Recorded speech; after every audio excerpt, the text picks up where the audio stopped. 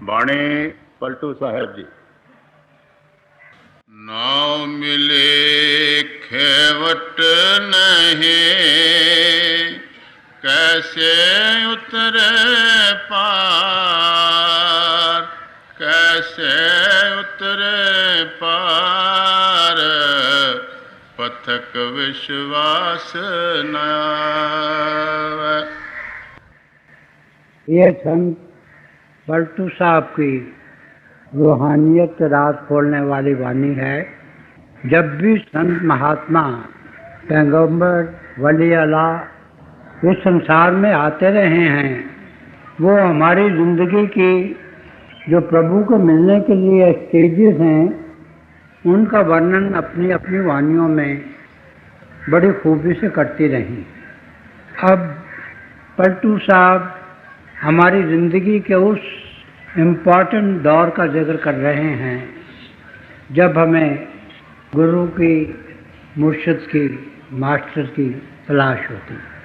ये जो गुरु की तलाश का सिलसिला है, ये हमारे हजूर पुरनूर संत कृपाल सिंह जी महाराज की ज़िंदगी में एक बहुत महत्वपूर्ण हिस्सा है उनका। और अपनी इस कुंडली में वो इस स्टेज का बड़ी खूबसूरती से वर्णन कर रहे हैं। कुंडली एक कविता की खास कंपोजिशन है हिंदी ज़बान में, जिसमें जो पहला पद होता है उसका जो आखिरी हिस्सा होता है वो दूसरे पद का आगाज़ होता है, और जो आखिरी लाइन होती है इस रचना की वो वही होती है जो कोई पहली लाइन है। तो जहाँ तक हमारे साहित्यिक संसार का ताल्लुक़ है, उसमें पलटू साहब की कुंडलियाँ बहुत मशहूर हैं। तो ये तो सब संत महात्मा कहते चले आए हैं कि प्रभु प्रेम है, हमारी आत्मा प्रभु की अंश होने के नाते से प्रेम है, और प्रभु को मिलने का रास्ता भी प्रेम ही है। अगर हम ये चाहें कि रूहानियत को, मिस्टिसिज्म को एक लफ्ज़ में समेट लें, तो वो लफ्ज़ है प्रेम, वो लफ्ज़ है इश्क, वो लफ्ज़ है मोहब्बत। तो इश्क की बहुत सी परिभाषाएं या डेफिनेशन की गई हैं, मगर अगर हमें इश्क को असली मानों में समझना हो तो हमें क्राइस्ट के जीवन का स्वाध्याय करना चाहिए। हमें समस्त वेद की ज़िंदगी का मुताला करना चाहिए, या फिर हमारी भारतीय संस्कृति में हमें अपने पंचम पातशाह गुरु अर्जन देव जी महाराज के जीवन का मुताला करना चाहिए। तो ये जो प्रेम है, ये कुर्बानी का नाम है, ये निष्काम सेवा का नाम है। हमारे हजूर पुरनूर संत कृपाल सिंह जी महाराज अक्सर फरमाया करते थे कि love knows sacrifice and selfless service. या जैसा कि कबीर साहब ने कहा है, ये तो दे और दे का मामला है, और ये ऐसा मामला है कि इसमें दिल दादनो, जान दादनो, ईमान दादन। अगर दिल भी अपने महबूब के हवाले कर दिया जाए, जान भी उस पर कुर्बान कर दी जाए, और ईमान भी उस पर कुर्बान कर दिया जाए, और इसके अफजाने में हमें उसके इश्क की शराब का एक कतरा नसीब हो जाए, तो हम अपने आप को बहुत खुशकिस्मत समझते हैं। तो ये ऐसी हस्ती की वाणी है, और सब संत महात्मा और सब ग्रंथ हमें यही बताते चले आए हैं कि हमें अगर अपनी ज़िंदगी के ध्येय को पूरा करना है तो वो अपने सद्गुरु से अथाह प्यार करने से ही प्राप्त हो सकता है। ये जो हमें इंसानी जन्म मिला है ये बहुत बड़ी बरकत है। इसे अशरफुल मखलूक़ात कहा जाता है, नर नारायणी देह कहा जाता है, roof and crown of creation कहा जाता है और सरदार जूनी कहा जाता है, क्योंकि यही वो सुनहरी मौका है जिसमें हमारी आत्मा और परमात्मा का मिलाप हो सकता है। इसके अलावा और 83 लाख जिया जून में कोई जूनी ऐसी नहीं है जिसको ये फजीलत हासिल हो। और हमारी इस इंसानी ज़िंदगी का ध्येय यही है कि हम अपने आप को जानें और प्रभु को पाएं, खुद शनासी और खुदा शनासी, just self knowledge and god realization. तो ये जो रूहानियत की वाणी है, जो तसव्वुफ़ का कलाम है, उसने महापुरुषों ने हमारी रोज़मर्रा ज़िंदगी की कोई न कोई मिसाल लेकर, कोई न कोई उपमा लेकर रूहानियत के राज खोले। तो आप बड़े प्यार से सुनिए कि संत पलटू दास जी क्या फरमा रहे हैं। नाव मिले खेवट नहीं, कैसे उतरे पार, कैसे उतरे पार, पथक विश्वास न आवे। यहाँ इंसानी जन्म को वह नाव से, कश्ती से तशबीह दे रहे हैं। अब वो बयान करते हैं कि हमें इंसानी जन्म तो मिल गया है, मगर जो हमारी आत्मा और परमात्मा के मिलने का रास्ता है वो बहुत लंबा है, वो खतरों से भरा हुआ है। ख्वाजा हाफिज ने एक जगह कहा है कि गुप्त अंधेरी रात है, समुंदर में तूफान आया हुआ है, वहाँ बड़े ख़तरनाक समुद्री जानवर हैं, जो मेरी कश्ती है वो ज़ेरो ज़बर हो रही है, और अगर इसे खेने के लिए कोई तजुर्बाकार मल्ला नहीं होगा तो ये कश्ती उलट जाएगी और जो अनमोल अपॉर्चुनिटी हमें मिली है इंसानी जन्म की वो ज़ाया हो जाएगी। तो जैसा कि कहा जाता है कि जब हमारी जो ज़िंदगी ख़त्म हो जाए, यह हमारा जन्म बेकार चला जाए, तो फिर क्या मालूम कि कब हो आक़िबत क्या माजरा निकले।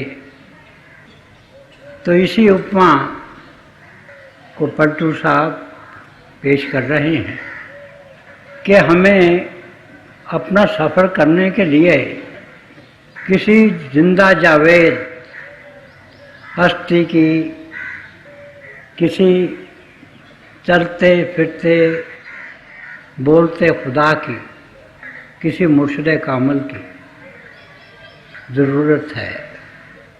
जिस वक्त पलटू साहब ने हमारी धरती को रूहानियत में नवाजा, तो उस वक्त यहाँ एक अजीब हालत थी।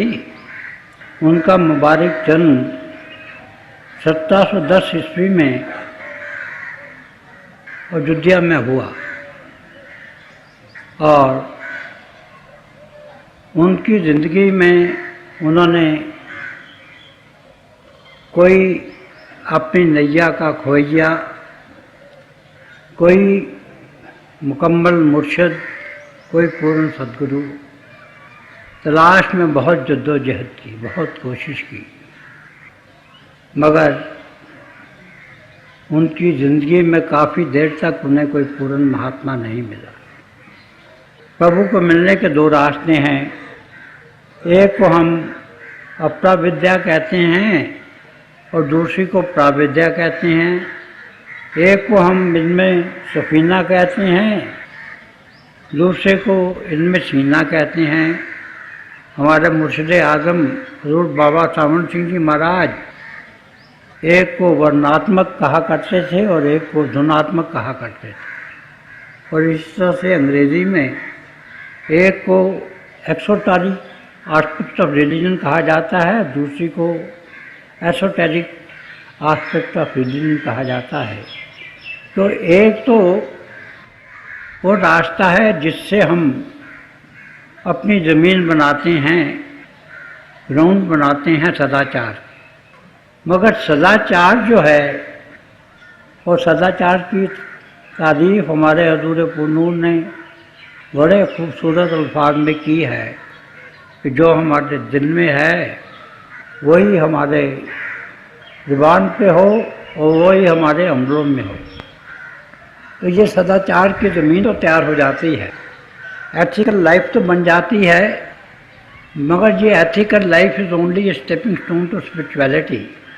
ये तो जो हमारी ज़िंदगी का बड़ा लक्ष्य है आत्मा और परमात्मा के मिलने का, उसके लिए एक पीढ़ी का काम करती है, मगर it's not a mean in itself, it's not an end in itself, it only a mean to an and.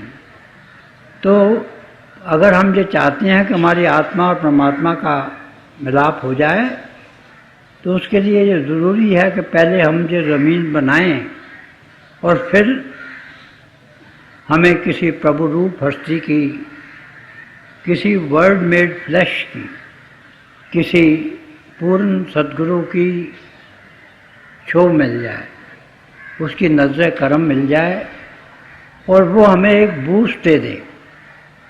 जैसा कि आजकल आउटर स्पेस में जाने के लिए हम एक लॉन्चिंग पैड बनाते हैं, इसी तरह से ये जो हमारी एथिकल लाइफ है ये तो लॉन्चिंग पैड है, और जो नज़र करम है मुर्शिद का, उससे हमें एक बूस्ट मिलती है और हम जिस्म और जिस्मानियत से ऊपर आ जाते हैं और फिर उस रास्ते पे चल पड़ते हैं कि जहाँ चलते चलते आखिर में हमारी आत्मा और परमात्मा का मिलाप हो जाता है। मगर ये जो सफ़र है ये तो एक लामुंतहाई सफ़र है, बहुत लंबा सफ़र है। मेरा एक शेर है, सुबह अज़ल से मैं चला, शाम अबद तक आ गया, उम्र दराज शौक़ है मेरी हयात मुख्तसर। कि जब से ये संसार बना है मैं सफ़र कर रहा हूँ, और अब तो ये जो संसार है ये भी ख़त्म होने को है, और ये अब प्रभु का शौक़ ही है, प्रभु का प्यार है, उसका इश्क है कि जिसके ज़रिए मैं कम्युनियन विद गॉड पा सकता हूँ, प्रभु में जाकर लीन हो सकता हूँ।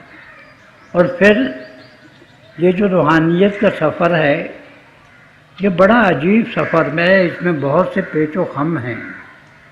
मेरा एक शेर है कि हर मोड़ पे मंजिल का गुमा मुझको हुआ है, हर मोड़ पे मंजिल का गुमा मुझको हुआ है, जब काफ़िले कुछ मेरी तमन्ना के चले।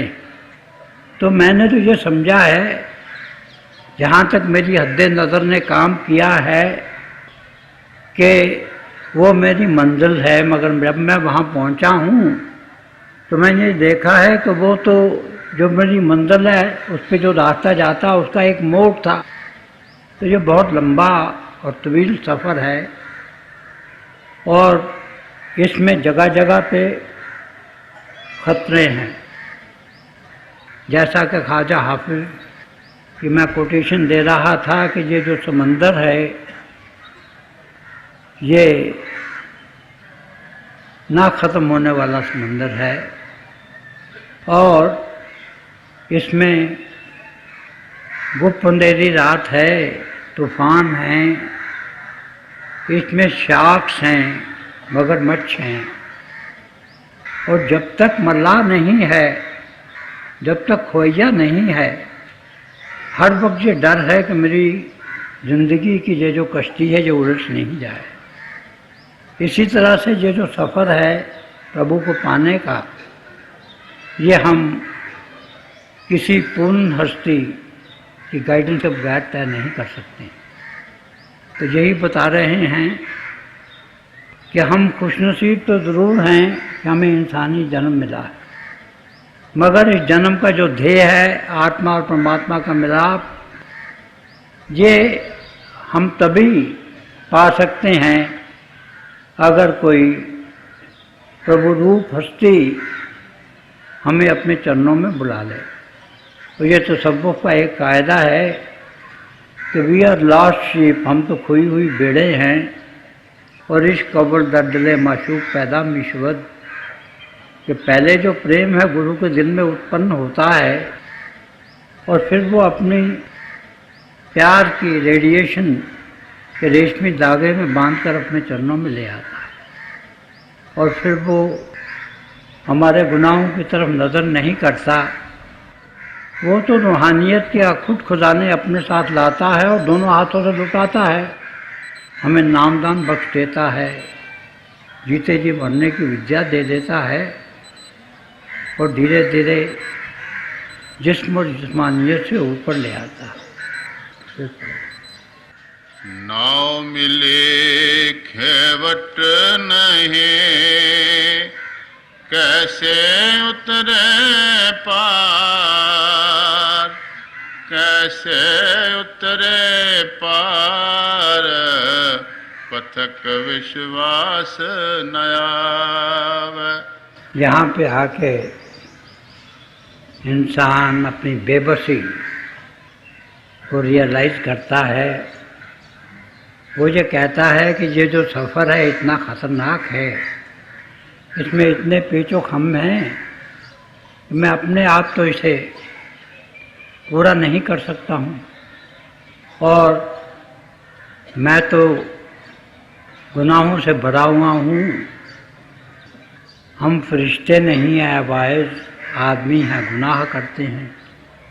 और ये प्रभु की लीला भी अजीब है कि एक तरफ तो हमारे रास्ते में पग पग पर उसने गुनाहों की खुशनुमा दुकानें सजा दी हैं, और दूसरी तरफ ये हुक्म होता है कि दामन तरमुकुन होशियारबाज, कि देखो आपका दामन कहीं तर नहीं हो जाए।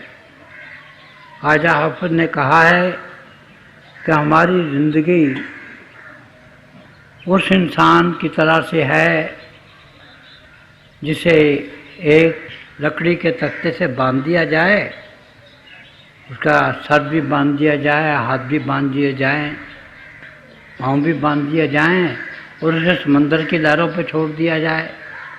और समंदर में तो ऊंची लहरें भी आती हैं, नीची लहरें भी आती हैं, और जब ऊंची लहर आती है तो हमारे सर से कहीं ऊपर से गुजर जाती है। तो कुदरती बात है कि हमारे कपड़े गीले हो जाएंगे, मगर प्रभु का अटल हुक्म ये है कि होशियार रहो, आपका दामन तर न होने पाए। तो ऐसी हालत में इंसान अपनी बेबसी को रियलाइज़ करता है, और उसके हृदय से, उसकी रूह से एक कूक उठती है, एक चीख उठती है, एक पुकार उठती है कि इन गुनाहों से बचना मेरे बुत्ते का तो काम है नहीं। ऐ प्रभु, ऐ खुदा, तू ही आके मेरी मदद कर। और जब हम ऐसी बात करते हैं तो प्रभु हमारी आवाज़ को ज़रूर सुनता है। तो मैंने एक शेर में कहा है कि करीब है उसे आवाज़ दे के देख जरा, कि आप ज़रा थोड़ी सी अपनी ज़िंदगी को बूस्ट दें, और वो बूस्ट मिल सकती है किसी मुर्शिद कामिल से। और अगर आप अपने दिल के, अपने हृदय की गहराइयों से पुकार करेंगे तो वो ज़रूर सुनता है। और ये धर्म ग्रंथों में आया है कि जब ये संसार बना तो उस वक्त काल में और दयाल में एक मुआहदा हुआ।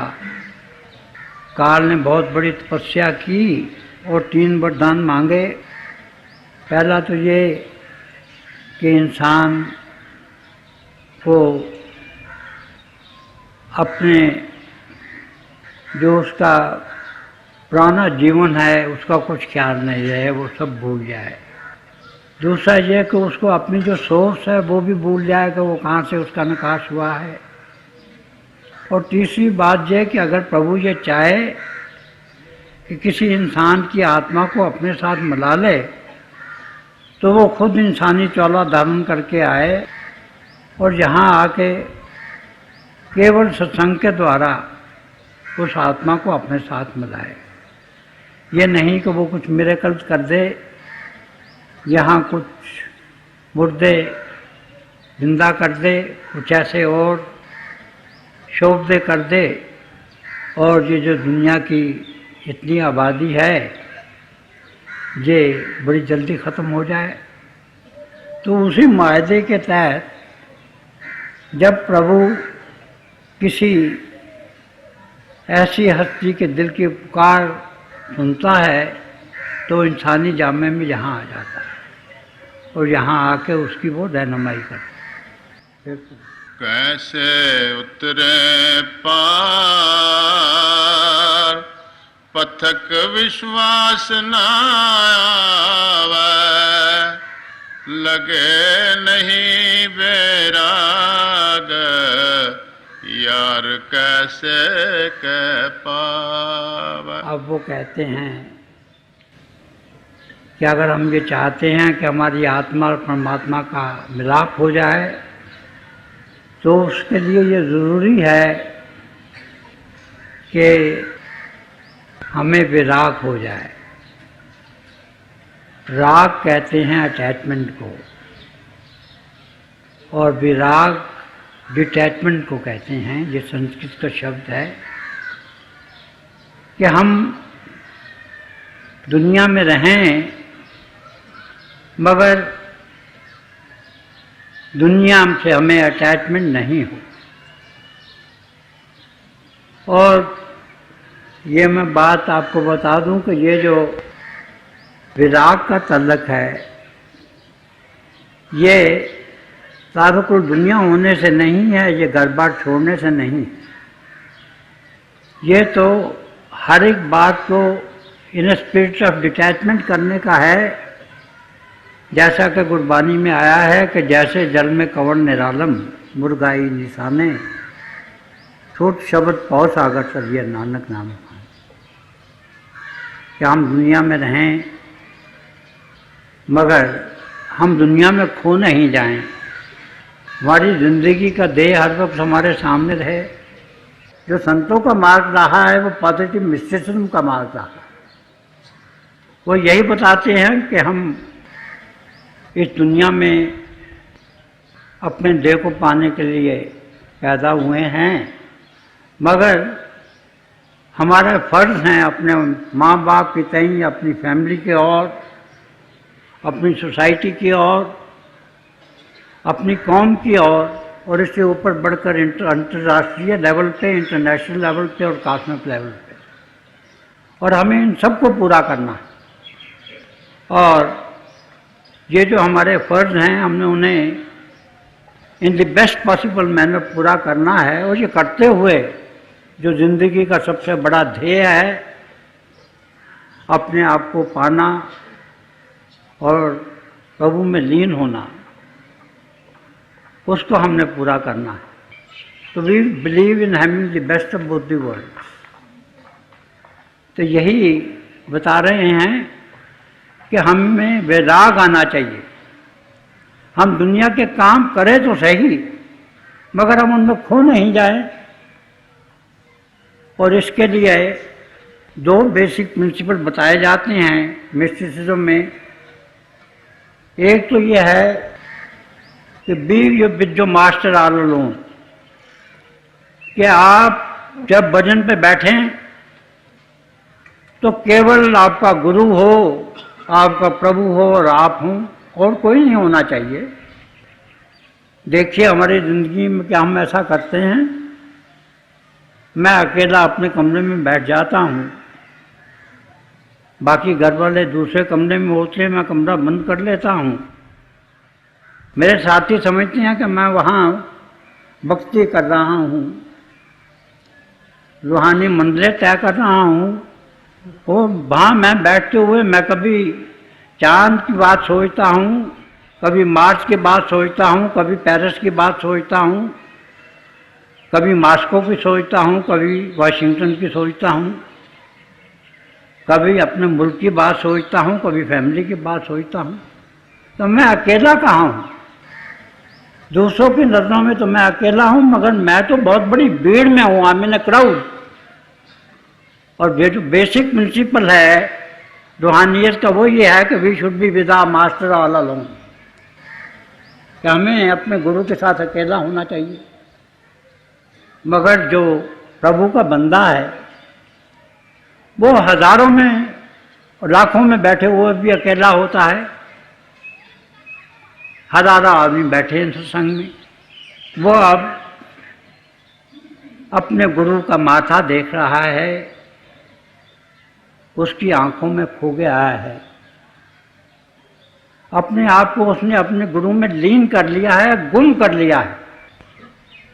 अब उसे यह पता नहीं उसके दाएं कौन बैठा है, बाएं कौन बैठा है, आगे कौन बैठा है, पीछे कौन बैठा है। अब वो हजारों और लाखों के मजमे में होता हुआ भी अपने गुरु के साथ अकेला, और दूसरा आदमी अपने अकेले कमरे में बैठा हुआ भी, वो तो भीड़ में है, वो अपने गुरु के साथ कहाँ है। और दूसरा जो बेसिक प्रिंसिपल है वो ये है कि do one thing at A time. ये दोनों बातें होती हैं तो तब भक्ति बनती है। कि हम दुनिया का काम कर रहे हैं तो पूरी तरह से दुनिया का काम करें, प्रभु का सहारा लेकर, प्रभु का नाम लेकर। क्योंकि बहुत से काम ऐसे हैं जो कि मैकेनिकल होते हैं, और उसमें हम पंजाबी को वो मुहावरा अमर में लाते हैं कि दिल यार वाल के हथकार वाल। और जो काम हम करते हैं उसे पूरी तवज्जो से करें। दफ्तर में मैं काम कर रहा हूँ, पूरी तवज्जो से दफ्तर में काम कर रहा हूँ। हाँ, मैं ज़रूर अपने गुरु से प्रार्थना करता हूँ कि मेरी सहायता करे। और जब मैं दफ्तर से घर आया तो फिर घर के काम में मसरूफ़ हो गया, दफ्तर में भूल गया। घर का काम किया, ख़त्म किया, उसके बाद मैंने पढ़ना है, कोई और अपना फ़र्ज मैंने पूरा करना है, तो मैं उसमें लग गया। भजन करना था, भजन में बैठ गया। जब भजन में मैं बैठा हूँ तो मुझे दुनिया का कोई ख्याल नहीं आना चाहिए। और इसी तरह से मैं जिस्म और जिस्मानियत से ऊपर आ सकता हूँ तो रूहानी मंडलों में प्रवास कर सकता हूँ। सिखों में जब शादी होती है तो उसकी 4 लावें हैं, और हम कभी ये ध्यान नहीं देते हैं कि उन लावों का क्या मतलब है। जो पहली लाव है वो इस बात की द्योतक है कि हमारा जीवन सदाचार होना चाहिए, हमें अन्न शब्द से ताल्लुक़ पैदा करना चाहिए। दूसरी लाव में ये दिया गया है कि हमें नाम की प्राप्ति होनी चाहिए, और नाम की प्राप्ति तभी होती है जब हम त्रिगुण अतीत होते हैं। तीसरी जो स्टेज है वो ये है कि हमें वैराग होना चाहिए, हमें दुनिया से डिटैच हो जाना चाहिए। और चौथी जो लाव है उसमें आत्मा और परमात्मा के मिलने का जिक्र। मगर क्या हमने कभी ख्याल किया है कि इन लामों का क्या मतलब है?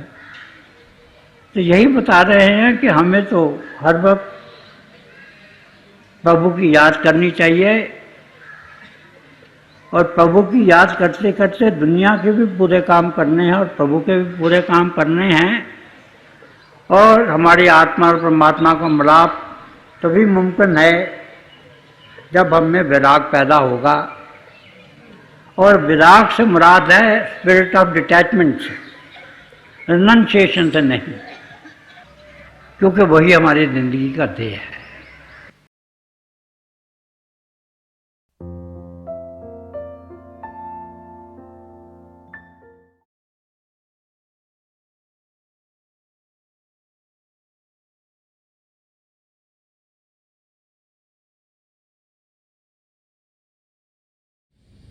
प्यारे भाई और बहनों, हम सब अभी दयाल पुरुष दर्शन सिंह जी महाराज का सत्संग सुन रहे थे। ये हमारी खुशकिस्मती है कि ऐसे महापुरुषों के वचन हमें सुनने को मिलते हैं। बार संदर्शन सिंह जी महाराज में यही याद कराया करते थे कि प्रभु प्रेम से भरपूर हैं और प्रभु को पाने का रास्ता भी प्रेम का रास्ता है। प्रभु का प्रेम हम सबके अंदर बसा हुआ है। जब हमारा नज़रिया बदलता है, जब हम बाहर की दुनिया से ध्यान हटाकर अंदर की दुनिया में बढ़ते हैं, तो फिर हम प्रभु के प्रेम की झलक को पा लेते हैं। और जितना ज़्यादा ध्यान अंदर की दुनिया में करेंगे, उतना ही प्रभु के प्रेम के रंग में हम रंगे जाएंगे। थोड़ी देर के लिए आप सब अभ्यास के लिए बैठ जाएं। मेरी पिता परमेश्वर के चरण कमलों में और जो पिछले संचय के महापुरुषों हैं, हजूर बाबा सावन सिंह जी महाराज, परम संत कृपाल सिंह जी महाराज और दयाल पुरुष दर्शन सिंह जी महाराज के चरण कमलों में यही प्रार्थना है कि जो जो हम सबके लिए बेहतर हो वही हमारी ज़िंदगी में ढले। हम प्रभु के शब्द के साथ जुड़ें और प्रभु की ज्योति को हम अपने अंदर तेज़ी से पाएँ। थोड़ी देर में मैं आपको इस अभ्यास से उठाऊँगा और मेरी शुभकामनाएं आप सबके साथ हैं।